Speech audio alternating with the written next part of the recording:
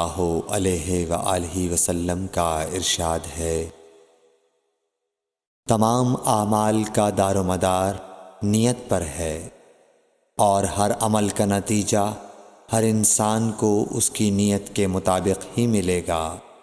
پس جس کی ہجرت دولت دنیا حاصل کرنے کے لیے ہو یا کسی عورت سے شادی کی غرض سے ہو، پس اس کی ہجرت انہی چیزوں کے لیے ہوگی جن کے حاصل کرنے کی نیت سے اس نے ہجرت کی۔ صحیح بخاری حدیث نمبر 1۔ حضور اکرم صلی اللہ علیہ وآلہ وسلم نے فرمایا کہ وحی نازل ہوتے وقت کبھی مجھ کو گھنٹی کی سی آواز محسوس ہوتی ہے، اور وحی کی یہ کیفیت مجھ پر بہت شاق گزرتی ہے۔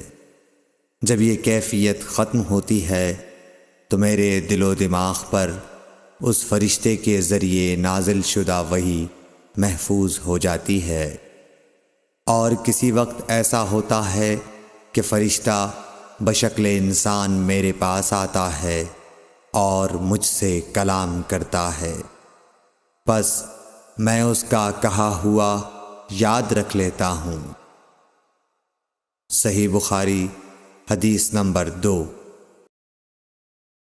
حضرت صلی اللہ علیہ وآلہ وسلم پر وحی کا ابتدائی دور اچھے سچے پاکیزہ خوابوں سے شروع ہوا۔ آپ خواب میں جو کچھ دیکھتے وہ صبح کی روشنی کی طرح صحیح اور سچا ثابت ہوتا۔ پھر من جانب قدرت آپ تنہائی پسند ہو گئے، اور آپ نے غار حرا میں خلوت نشینی اختیار فرمائی، اور کئی دن اور رات وہاں مسلسل عبادت اور یاد الہی و ذکر میں مشغول رہنے لگے۔ جب تک گھر آنے کو دل نہ چاہتا توشہ ہمراہ لیے ہوئے وہاں رہتے۔ توشہ ختم ہونے پر ہی اہلیہ محترمہ حضرت خدیجہ رضی اللہ تعالی عنہا کے پاس تشریف لاتے، اور کچھ توشہ ہمراہ لے کر پھر وہاں جا کر خلوت گزین ہو جاتے۔ یہی طریقہ جاری رہا یہاں تک کہ آپ پر حق منکشف ہو گیا، اور آپ غار حرا ہی میں قیام پذیر تھے کہ اچانک حضرت جبرائیل علیہ السلام آپ کے پاس حاضر ہوئے اور کہنے لگے کہ اے محمد پڑھو۔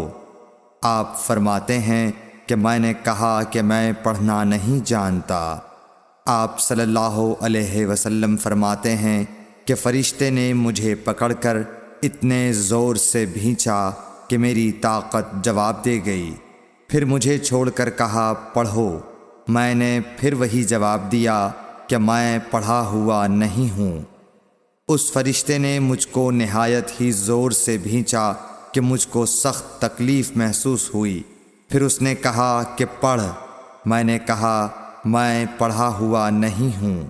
فرشتے نے تیسری بار مجھ کو پکڑا اور تیسری مرتبہ پھر مجھ کو بھینچا، پھر مجھے چھوڑ دیا اور کہنے لگا کہ پڑھو اپنے رب کے نام کی مدد سے جس نے پیدا کیا اور انسان کو خون کی پھٹکی سے بنایا۔ پڑھو اور آپ کا رب بہت ہی مہربانیاں کرنے والا ہے۔ پس یہی آیتیں آپ حضرت جبرائیل علیہ السلام سے سن کر اس حال میں غار حرا سے واپس ہوئے کہ آپ کا دل اس انوکھے واقعے سے کانپ رہا تھا۔ آپ حضرت خدیجہ کے ہاں تشریف لائے اور فرمایا کہ مجھے کمبل اوڑھا دو، مجھے کمبل اوڑھا دو۔ لوگوں نے آپ کو کمبل اوڑھا دیا۔ جب آپ کا ڈر جاتا رہا تو آپ نے اپنی زوجہ محترمہ حضرت خدیجہ رضی اللہ تعالی عنہا کو تفصیل کے ساتھ یہ واقعہ سنایا، اور فرمانے لگے کہ مجھ کو اب اپنی جان کا خوف ہو گیا ہے۔ آپ کی اہلیہ محترمہ حضرت خدیجہ رضی اللہ تعالی عنہا نے آپ کی ڈھارس بندھائی اور کہا کہ آپ کا خیال صحیح نہیں ہے۔ اللہ کی قسم آپ کو اللہ کبھی رسوا نہیں کرے گا۔ آپ تو اخلاق فاضلہ کے مالک ہیں، آپ تو کنبہ پرور ہیں، بے کسوں کا بوجھ اپنے سر پر رکھتے ہیں، مفلسوں کے لیے آپ کماتے ہیں، مہمان نوازی میں آپ بے مثال ہیں، اور مشکل وقت میں آپ امر حق کا ساتھ دیتے ہیں۔ ایسے اوصاف حسنہ والا انسان یوں بے وقت ذلت و خواری کی موت نہیں پا سکتا۔ پھر مزید تسلی کے لیے حضرت خدیجہ رضی اللہ تعالی عنہا آپ کو ورقہ بن نوفل کے پاس لے گئیں، جو ان کے چچا زاد بھائی تھے اور زمانہ جاہلیت میں نصرانی مذہب اختیار کر چکے تھے اور عبرانی زبان کے کاتب تھے۔ چنانچہ انجیل کو بھی حسب منشائے خداوندی عبرانی زبان میں لکھا کرتے تھے۔ انجیل سریانی زبان میں نازل ہوئی تھی، پھر اس کا ترجمہ عبرانی زبان میں ہوا۔ ورقہ اسی کو لکھتے تھے۔ وہ بہت بوڑھے ہو گئے تھے، یہاں تک کہ ان کی بینائی بھی رخصت ہو چکی تھی۔ حضرت خدیجہ رضی اللہ تعالی عنہا نے ان کے سامنے آپ کے حالات بیان کیے اور کہا کہ اے چچا زاد بھائی، اپنے بھتیجے محمد صلی اللہ علیہ وسلم کی زبانی ذرا ان کی کیفیت سن لیجئے۔ وہ بولے کہ بھتیجے، آپ نے جو کچھ دیکھا ہے اس کی تفصیل سناؤ۔ چنانچہ آپ صلی اللہ علیہ وآلہ وسلم نے از اول تا آخر پورا واقعہ سنایا، جسے سن کر ورقہ بے اختیار ہو کر بول اٹھے کہ یہ تو وہی ناموس معزز رازدان فرشتہ ہے جسے اللہ نے حضرت موسیٰ علیہ السلام پر وحی دے کر بھیجا تھا۔ کاش میں آپ کے اس عہد نبوت کے شروع ہونے پر جوان عمر ہوتا، کاش میں اس وقت تک زندہ رہتا جب کہ آپ کی قوم آپ کو اس شہر سے نکال دے گی۔ رسول کریم صلی اللہ علیہ وآلہ وسلم نے یہ سن کر تعجب سے پوچھا کہ کیا وہ لوگ مجھ کو نکال دیں گے، حالانکہ میں تو ان میں صادق و امین و مقبول ہوں۔ ورقہ بولا، ہاں یہ سب کچھ سچ ہے، مگر جو شخص بھی آپ کی طرح امر حق لے کر آیا لوگ اس کے دشمن ہی ہو گئے ہیں۔ اگر مجھے آپ کی نبوت کا وہ زمانہ مل جائے تو میں آپ کی پوری مدد کروں گا، مگر ورقہ کچھ دنوں کے بعد انتقال کر گئے۔ پھر کچھ عرصے تک وحی کی آمد موقوف رہی۔ صحیح بخاری حدیث نمبر 3۔ حضور اکرم صلی اللہ علیہ وآلہ وسلم نے وحی کے رک جانے کے زمانے کے حالات بیان فرماتے ہوئے کہا کہ ایک روز میں چلا جا رہا تھا کہ اچانک میں نے آسمان کی طرف ایک آواز سنی اور میں نے اپنا سر آسمان کی طرف اٹھایا۔ کیا دیکھتا ہوں کہ وہی فرشتہ جو میرے پاس غار حرا میں آیا تھا وہ آسمان و زمین کے بیچ میں ایک کرسی پر بیٹھا ہوا ہے۔ میں اس سے ڈر گیا اور گھر آنے پر میں نے پھر کمبل اوڑھنے کی خواہش ظاہر کی۔ اس وقت اللہ پاک کی طرف سے یہ آیات نازل ہوئیں، اے لحاف اوڑھ کر لیٹنے والے، اٹھ کھڑا ہو اور لوگوں کو عذاب الہی سے ڈرا، اور اپنے رب کی بڑائی بیان کر، اور اپنے کپڑوں کو پاک صاف رکھ اور گندگی سے دور رہ۔ اس کے بعد وہی تیزی کے ساتھ پے در پے آنے لگی۔ صحیح بخاری حدیث نمبر 4۔ رسول اللہ صلی اللہ علیہ وآلہ وسلم نزول قرآن کے وقت بہت سختی محسوس فرمایا کرتے تھے، اور اس کی علامتوں میں سے ایک یہ تھی کہ یاد کرنے کے لیے آپ اپنے ہونٹوں کو ہلاتے تھے۔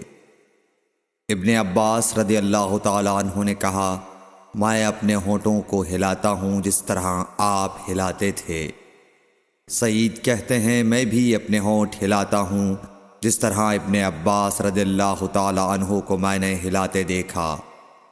پھر انہوں نے اپنے ہونٹ ہلائے۔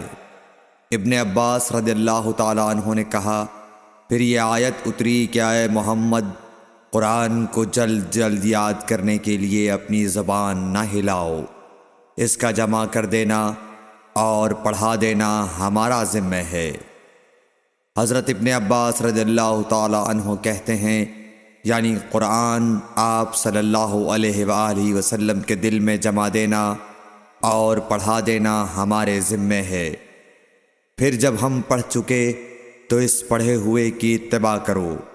ابن عباس رضی اللہ تعالی عنہ فرماتے ہیں، اس کا مطلب یہ ہے آپ اس کو خاموشی کے ساتھ سنتے رہو، اس کے بعد مطلب سمجھا دینا ہمارے ذمے ہے۔ پھر یقیناً یہ ہماری ذمہ داری ہے کہ آپ اس کو پڑھو، یعنی اس کو محفوظ کر سکو۔ چنانچہ اس کے بعد جب آپ کے پاس حضرت جبرائیل علیہ السلام وحی لے کر آتے تو آپ توجہ سے سنتے، جب وہ چلے جاتے تو رسول اللہ صلی اللہ علیہ وسلم اس وحی کو اس طرح پڑھتے جس طرح حضرت جبرائیل علیہ السلام نے اسے پڑھا تھا۔ صحیح بخاری حدیث نمبر 5۔ رسول اللہ صلی اللہ علیہ وآلہ وسلم سب لوگوں سے زیادہ جواد سخی تھے، اور رمضان میں دوسرے اوقات کے مقابلے میں جب جبرائیل علیہ السلام آپ صلی اللہ علیہ وآلہ وسلم سے ملتے بہت ہی زیادہ جود و کرم فرماتے۔ جبرائیل علیہ السلام رمضان کی ہر رات میں آپ صلی اللہ علیہ وآلہ وسلم سے ملاقات کرتے اور آپ کے ساتھ قرآن کا دورہ کرتے۔ غرض حضرت صلی اللہ علیہ وآلہ وسلم لوگوں کو بھلائی پہنچانے میں بارش لانے والی ہوا سے بھی زیادہ جود و کرم فرمایا کرتے تھے۔ صحیح بخاری حدیث نمبر 6۔ ہرقل شاہ روم نے قریش کے قافلے میں ایک آدمی بلانے کو بھیجا، اور اس وقت یہ لوگ تجارت کے لیے ملک شام گئے ہوئے تھے، اور یہ وہ زمانہ تھا جب رسول اللہ صلی اللہ علیہ وسلم نے قریش اور ابو سفیان سے ایک وقتی عہد کیا ہوا تھا۔ جب ابو سفیان اور دوسرے لوگ ہرقل کے پاس ایلیا پہنچے جہاں ہرقل نے دربار طلب کیا تھا، اس کے گرد روم کے بڑے بڑے لوگ، علماء، وزراء و امراء بیٹھے ہوئے تھے۔ ہرقل نے ان کو اور اپنے ترجمان کو بلوایا، پھر ان سے پوچھا کہ تم میں سے کون شخص مدعی رسالت کا زیادہ قریبی عزیز ہے؟ ابو سفیان کہتے ہیں کہ میں بول اٹھا کہ میں اس کا سب سے زیادہ قریبی رشتہ دار ہوں۔ یہ سن کر ہرقل نے حکم دیا کہ اس ابو سفیان کو میرے قریب لا کر بٹھاؤ اور اس کے ساتھیوں کو اس کی پیٹھ کے پیچھے بٹھا دو۔ پھر اپنے ترجمان سے کہا کہ ان لوگوں سے کہہ دو کہ میں ابو سفیان سے اس شخص یعنی محمد صلی اللہ علیہ وسلم کے حالات پوچھتا ہوں، اگر یہ مجھ سے کسی بات میں جھوٹ بول دے تو تم اس کا جھوٹ ظاہر کر دینا۔ ابو سفیان کا قول ہے کہ خدا کی قسم اگر مجھے یہ غیرت نہ آتی کہ یہ لوگ مجھ کو جھٹلائیں گے تو میں آپ صلی اللہ علیہ وسلم کی نسبت ضرور غلط گوئی سے کام لیتا۔ خیر، پہلی بات جو ہرقل نے مجھ سے پوچھی وہ یہ کہ اس شخص کا خاندان تم لوگوں میں کیسا ہے؟ میں نے کہا وہ تو بڑے اونچے عالی نسب والے ہیں۔ کہنے لگا اس سے پہلے بھی کسی نے تم لوگوں میں ایسی بات کہی تھی؟ میں نے کہا نہیں۔ کہنے لگا اچھا اس کے بڑوں میں کوئی بادشاہ ہوا ہے؟ میں نے کہا نہیں۔ پھر اس نے کہا بڑے لوگوں نے اس کی پیروی اختیار کی ہے یا کمزوروں نے؟ میں نے کہا نہیں، کمزوروں نے۔ پھر کہنے لگا اس کے تابعدار روز بڑھتے جاتے ہیں یا کوئی ساتھی پھر بھی جاتا ہے؟ میں نے کہا نہیں۔ کہنے لگا کیا اپنے اس دعوی نبوت سے پہلے کبھی کسی بھی موقع پر اس نے جھوٹ بولا ہے؟ میں نے کہا نہیں، اور اب ہماری اس سے صلح کی ایک مقررہ مدت ٹھہری ہوئی ہے، معلوم نہیں وہ اس میں کیا کرنے والا ہے۔ ابو سفیان کہتے ہیں میں اس بات کے سوا اور کوئی جھوٹ اس گفتگو میں شامل نہ کر سکا۔ ہرقل نے کہا کیا تمہاری اس سے کبھی لڑائی بھی ہوئی ہے؟ ہم نے کہا کہ ہاں۔ بولا پھر تمہاری اور اس کی جنگ کا کیا حال ہوتا ہے؟ میں نے کہا لڑائی ڈول کی طرح ہے، کبھی وہ ہم سے میدان جنگ جیت لیتے ہیں اور کبھی ہم ان سے جیت لیتے ہیں۔ ہرقل نے پوچھا وہ تمہیں کس بات کا حکم دیتا ہے؟ میں نے کہا وہ کہتا ہے کہ صرف ایک اللہ ہی کی عبادت کرو، اس کا کسی کو شریک نہ بناؤ، اور اپنے باپ دادا کی شرک کی باتیں چھوڑ دو، اور ہمیں نماز پڑھنے، سچ بولنے، پرہیزگاری اور صلہ رحمی کا حکم دیتا ہے۔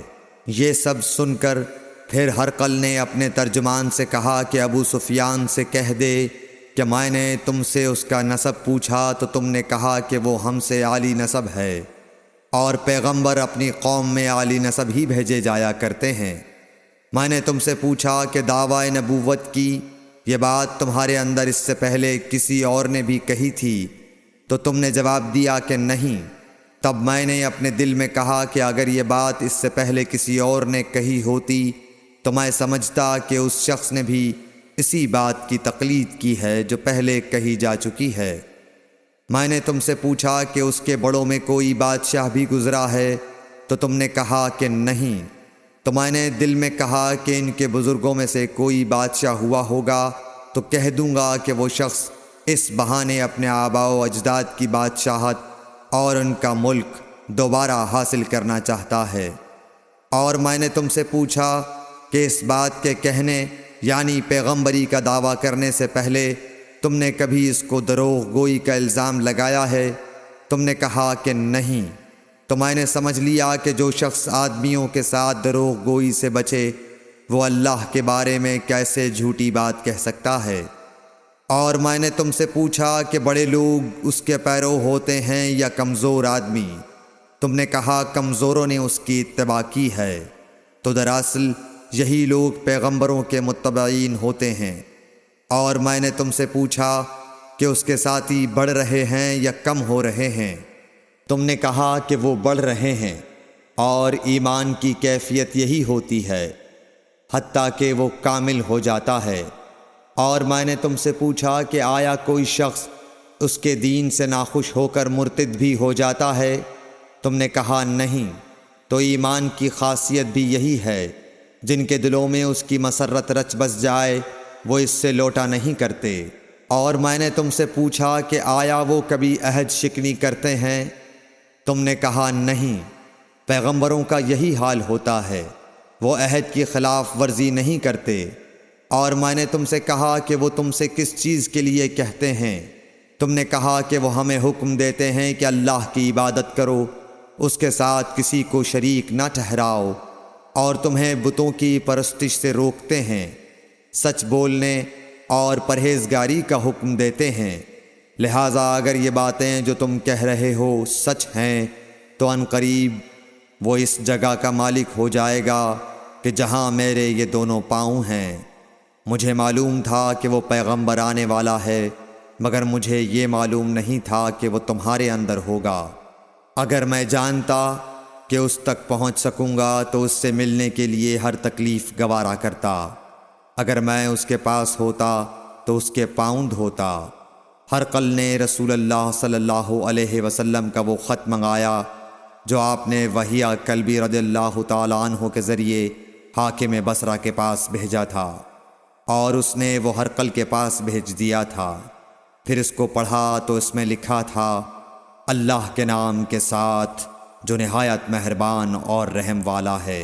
اللہ کے بندے اور اس کے پیغمبر محمد صلی اللہ علیہ وسلم کی طرف سے یہ خط ہے شاہ روم کے لیے۔ اس شخص پر سلام ہو جو ہدایت کی پیروی کرے۔ اس کے بعد میں آپ کے سامنے دعوت اسلام پیش کرتا ہوں۔ اگر آپ اسلام لے آئیں گے تو دین و دنیا میں سلامتی نصیب ہوگی، اللہ آپ کو دوہرا ثواب دے گا۔ اور اگر آپ میری دعوت سے روگردانی کریں گے تو آپ کی رعایا کا گناہ بھی آپ ہی پر ہوگا۔ اور اے اہل کتاب، ایک ایسی بات پر آ جاؤ جو ہمارے اور تمہارے درمیان یکساں ہے، وہ یہ کہ ہم اللہ کے سوا کسی کی عبادت نہ کریں اور کسی کو اس کا شریک نہ ٹھہرائیں۔ اور نہ ہم میں سے کوئی کسی کو خدا کے سوا اپنا رب بنائے۔ پھر اگر وہ اہل کتاب اس کتاب سے منہ پھیر لیں تو مسلمانوں تم ان سے کہہ دو کہ تم مانو یا نہ مانو، ہم ایک خدا کے اطاعت گزار ہیں۔ ابو سفیان کہتے ہیں جب ہرقل نے جو کچھ کہنا تھا کہہ دیا اور خط پڑھ کر فارغ ہوا تو اس کے ارد گرد بہت شور و غوغا ہوا، بہت سی آوازیں اٹھیں اور ہمیں باہر نکال دیا گیا۔ تب میں نے اپنے ساتھیوں سے کہا کہ ابو کبشہ کے بیٹے حضرت صلی اللہ علیہ وسلم کا معاملہ تو بہت بڑھ گیا، دیکھو تو اس سے بنی اصفر روم کا بادشاہ بھی ڈرتا ہے۔ مجھے اس وقت سے اس بات کا یقین ہو گیا کہ حضور صلی اللہ علیہ وسلم عنقریب غالب ہو کر رہیں گے، حتیٰ کہ اللہ نے مجھے مسلمان کر دیا۔ راوی کا بیان ہے کہ ابن ناطور ایلیا کا حاکم ہرقل کا مصاحب اور شام کے نصارہ کا لاٹ پادری بیان کرتا تھا کہ ہرقل جب ایلیا آیا ایک دن صبح کو پریشان اٹھا تو اس کے درباریوں نے دریافت کیا کہ آج ہم آپ کی حالت بدلی ہوئی پاتے ہیں، کیا وجہ ہے؟ ابن ناطور کا بیان ہے کہ ہرقل نجومی تھا، علم نجوم میں وہ پوری مہارت رکھتا تھا۔ اس نے اپنے ہم نشینوں کو بتایا کہ میں نے آج رات ستاروں پر نظر ڈالی تو دیکھا کہ ختنہ کرنے والوں کا بادشاہ ہمارے ملک پر غالب آ گیا ہے۔ بھلا اس زمانے میں کون لوگ ختنہ کرتے ہیں؟ انہوں نے کہا کہ یہود کے سوا کوئی ختنہ نہیں کرتا، سو ان کی وجہ سے پریشان نہ ہوں۔ سلطنت کے تمام شہروں میں یہ حکم لکھ بھیجیے کہ وہاں جتنے یہودی ہوں سب قتل کر دیے جائیں۔ وہ لوگ انہی باتوں میں مشغول تھے کہ ہرقل کے پاس ایک آدمی لایا گیا جسے شاہ غسان نے بھیجا تھا۔ اس نے رسول اللہ صلی اللہ علیہ وسلم کے حالات بیان کیے۔ جب ہرقل نے سارے حالات سن لیے تو کہا کہ جا کر دیکھو وہ ختنہ کیے ہوئے ہے یا نہیں۔ انہوں نے اسے دیکھا تو بتلایا کہ وہ ختنہ کیا ہوا ہے۔ ہرقل نے جب اس شخص سے عرب کے بارے میں پوچھا تو اس نے بتلایا کہ وہ ختنہ کرتے ہیں۔ تب ہرقل نے کہا کہ یہی محمد صلی اللہ علیہ وسلم اس امت کے بادشاہ ہیں جو پیدا ہو چکے ہیں۔ پھر اس نے اپنے ایک دوست کو رومیہ خط لکھا اور وہ بھی علم نجوم میں ہرقل کی طرح ماہر تھا۔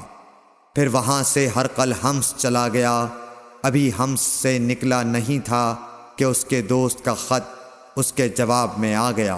اس کی رائے بھی حضور صلی اللہ علیہ وسلم کے ظہور کے بارے میں ہرقل کے موافق تھی کہ محمد صلی اللہ علیہ وسلم واقعی پیغمبر ہیں۔ اس کے بعد ہرقل نے روم کے بڑے آدمیوں کو اپنے حمص کے محل میں طلب کیا اور اس کے حکم سے محل کے دروازے بند کر لیے گئے۔ پھر وہ اپنے خاص محل سے باہر آیا اور کہا، اے روم والو، کیا ہدایت اور کامیابی میں کچھ حصہ تمہارے لیے بھی ہے؟ اگر تم اپنی سلطنت کی بقا چاہتے ہو تو پھر اس نبی صلی اللہ علیہ وسلم کی بیعت کر لو اور مسلمان ہو جاؤ۔ یہ سننا تھا کہ پھر لوگ وحشی گدھوں کی طرح دروازوں کی طرف دوڑے، مگر انہیں بند پایا۔ آخر جب ہرقل نے اس بات سے ان کی یہ نفرت دیکھی اور ان کے ایمان لانے سے مایوس ہو گیا تو کہنے لگا کہ ان لوگوں کو میرے پاس لاؤ۔ جب وہ دوبارہ آئے تو اس نے کہا، میں نے جو بات کہی تھی اس سے تمہاری دینی پختگی کی آزمائش مقصود تھی، سو وہ میں نے دیکھ لی۔ تب یہ بات سن کر وہ سب کے سب اس کے سامنے سجدے میں گر پڑے اور اس سے خوش ہو گئے۔ بالآخر ہرقل کی آخری حالت یہی رہی۔ صحیح بخاری حدیث نمبر 7۔